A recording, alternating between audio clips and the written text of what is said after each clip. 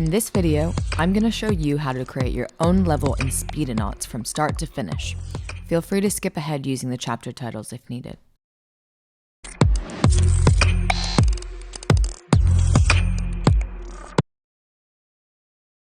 The most important part of each Speedonauts level is the course, created by dragging the landmass into different shapes and sizes.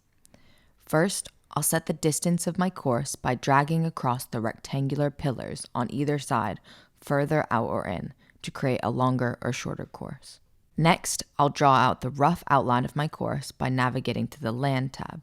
It's best to try and use the main land object for the majority of your course, as it will yield a smoother track. If you want to add extra angles to your main land object, just hold down Control. You can use additional land objects as obstacles or as decoration.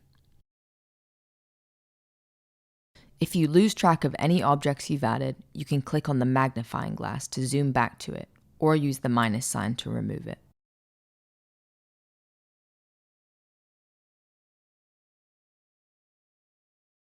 There are 3 types of angles available when shaping land in Speedonauts. Linear angles create sharp edges like this. Continuous angles allow you to bend the entire arc of the angle, and broken angles allow you to bend just one side of the angle however you like.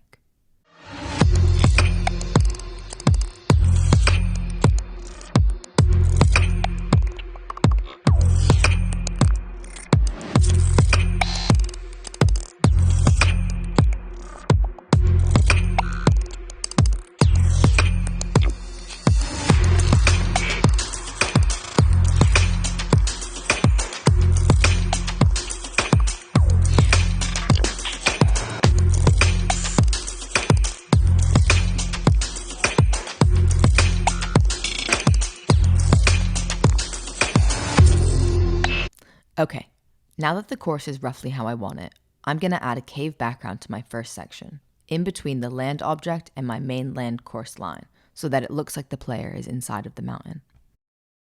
I'll do that by dragging my cave background object over the area I want to make appear like a cave.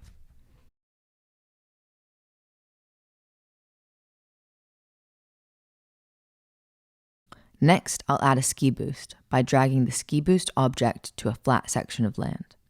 Ski boosts will automatically snap to the nearest 2 points in the land object that you move it towards. The points must be set to linear for this to work.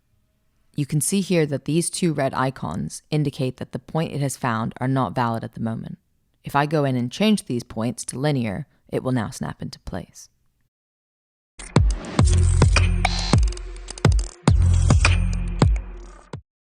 Now that our course is roughly set out, I'm going to change it from just a bit of land to a proper race course.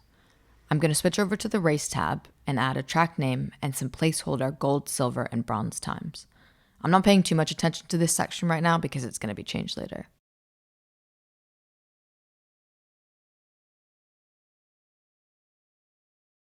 I'm also going to adjust my start and finish gates, as well as my sector gates.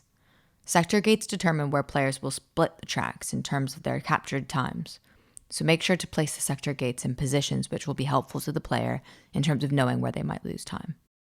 If I wanted to, I could also add extra props and obstacles to my course by navigating to the Environment Art tab, but I'll skip over this for now.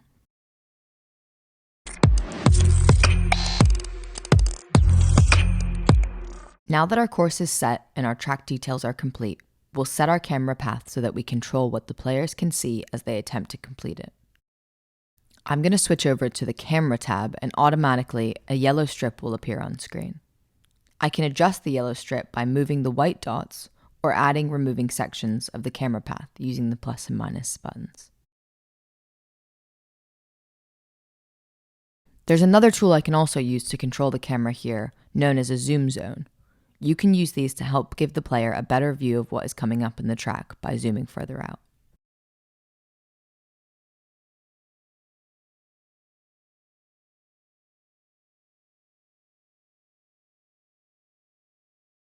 For this track, I've added quite a steep jump, so I'm going to add a zoom zone so that the player can see how far they need to jump. I drag this object over the area I want the player to be able to see.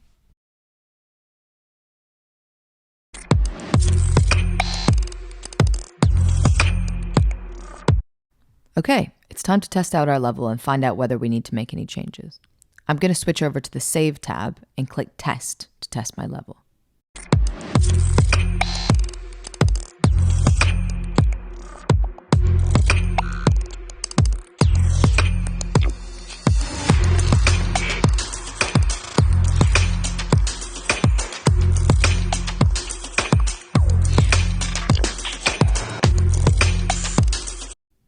I can see here that my jump is definitely too far away. I want it to be hard, but this jump is nearly impossible. So I'm going to press Escape and go back to the level editor to change my course. I can tell from that test that I need to adjust my land object to look a little bit more like a realistic mountain, make my ski boost more steep to launch the player higher, and move my mountains closer together. I'm also going to add lights and props now that I have a feel for the course. I can adjust the strength of the lights by dragging out or in on the yellow line, or make the path of the light larger by dragging left to right, as well as moving the position of where I want the light to face. I use the little arrows on top of the lights to put them into order as well, so that they appear in a string and untangled.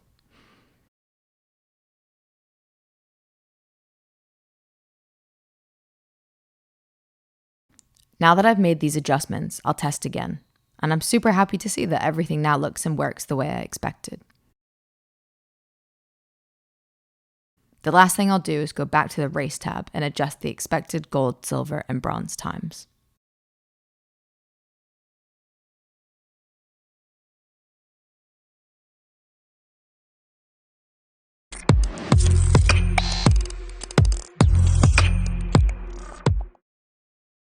I'm now ready to publish my level and make it available for myself and others to play in Speedonauts. To do this, I go to the Save tab and click Publish. Once on Steam, anyone who subscribes to this level will be able to play it in the main game.